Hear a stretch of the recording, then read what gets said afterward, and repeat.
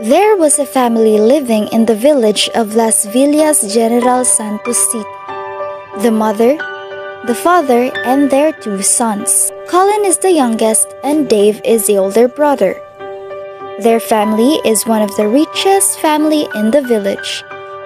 One day, there was a jealousy between Colin and Dave. Gusto ko po sana mag-aral sa States. Kung papayagan niyo po ako, gusto ko po sana kuhain ng kursong engineering. Kakayanin mo ba mag-isa doon, anak? Sigurado ka ba sa desisyon mo, anak? Po, Dad. Kakayanin ko po, Ma'am. Sige, papayagan kita. Basta't mag-aral ka na mabuti at pasasamahan kita ng bodyguard. Dave glares to his brother sharply and he walks out without finishing his food and went to his room. After lunch, Colin and his dad are seriously talking in their living room and Dave saw it. He has observed that they were really close with each other, that he never had that made him feel jealous. Dad, Then I will he do my heard best to them make you talking. proud, and Mom. Alright son, I will support you. Just tell me what you need when you go to state. Thank you for the support, Dad.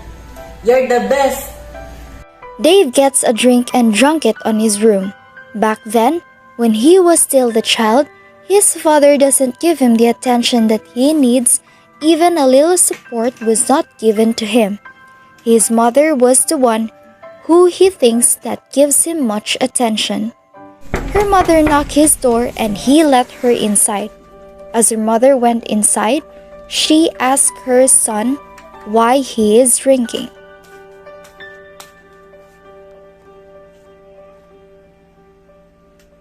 Anak, why are you drinking? Wala po ma'am, pagod lang ako sa trabaho. Anak, kung may problema ka, dito na kami ng papa mo. Walang man nagmamahal sa akin ma. Wala namang pakisidad. Mahal ka ng daddy mo, Dave. Binibigyan niya natin Out ang gusto of niyo. Dave's Ba't mo frustration sinasabi and Kaya jealousy ang lahat? toward his No ma'am! brother, he Si Pauline lang shouted naman to yung his mother. napapansin niya. He never gives what I want. Kahit nga yung gustong kurso ko, hindi niya ako pinagbigyan. Puro na lang si Colin. Lahat na lang ay para kay Colin. Anak, hindi yan totoo! Suddenly, his mother fainted. Ma! His father and Colin heard him shouting and they immediately ran to his Ano room. nangyari?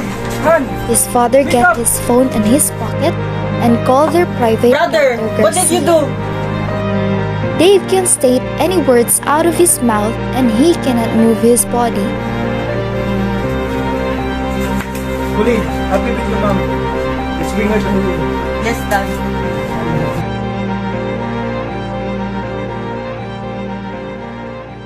In the room, Garcia checked the condition of Mrs. Santiago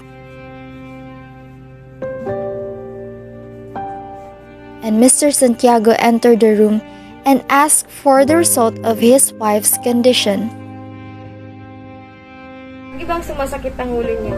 Yes po, Doc. Lately, sinabihan ko nga po na magpa-check up pero ang tigas po ng ulo. Ayaw magpa-check up. I'm sorry but your wife has a leukemia stage 4. That is the reason kung bakit sumasakit ang kanyang ulo at nag-split. I'm sorry to tell you but your wife only has 2 to 3 months. Mr. Santiago felt coldness after hearing of what the doctor said. Tama po bang narinig? Suddenly, Colin came inside bringing a bottled water. Dad, what happened to Mom? Is she sick? Colin, your father will explain everything.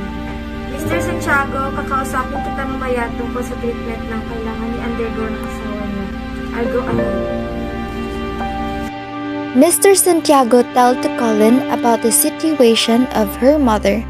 After hearing those, Colin started to cry and immediately ran to his brother's room.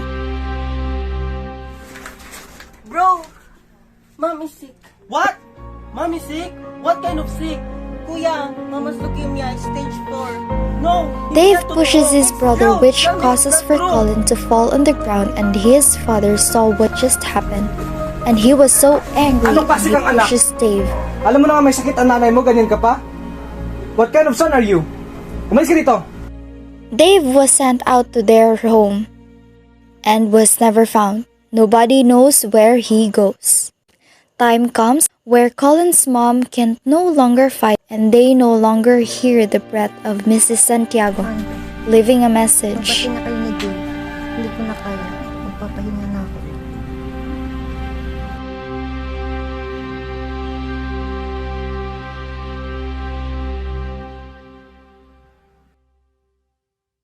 Three months later, Mr. Santiago called his son Dave to go back on their house, and Dave didn't refuse to it because he wanted to fix the conflict between them. As he arrives, he talked to his dad and Dad, looked where's for his Mom? mom. I'm sorry, son. I did everything I can, but your mom can't fight anymore. She was so tired, and I can't stand watching her suffer more. I'm sorry. Patawarin mo rin ako, anak, sa lahat aking pagkulang. Bago mamatay ang mama mo, sinabi niya lahat sa akin. Sorry, son. They forgive each other and started over again. Colin is now the state studying while Dave and his father run the company together. There's a reason for everything: jealousy, disagreements, arguments, and most importantly, the death of a family member can all occur in a family. Losing someone is a blessing. It may be painful, but it allows us to see the family's conflict in a new light. This makes us realize that we are locking in, and it strengthens the link between us. Their mother's death had a significant influence on their family. They were wounded, but their father and son were able to reconcile their differences. They forgive and forget, and they begin again. They hide their grief beneath a smile and continue to live in anticipation of what tomorrow will bring. Death can sometimes wakes us up to reality and educate us to be better and compensate in all aspects of our lives, and we learn to be patient as a result of our grief, and it teaches us to live each day as if it were our last.